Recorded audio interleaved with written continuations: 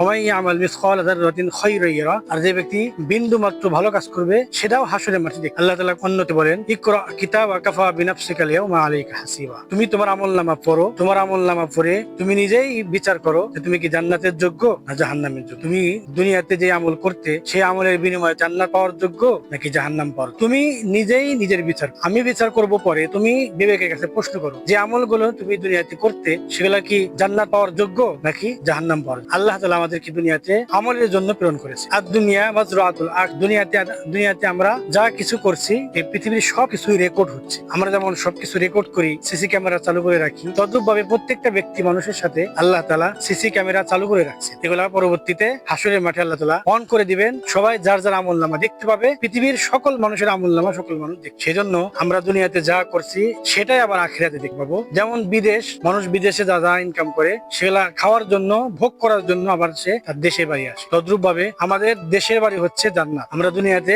আমল করব, এই আমলের বেনিফিট আমলনামা হিসাবে আল্লাহ তাআলা ফল হিসাবে আমাদেরকে জান্নাত, আল্লাহ তাআলা আমাদেরকে দুনিয়া থাকতেই আখিরাতের প্রস্তুতি নেওয়ার তৌফিক দেন।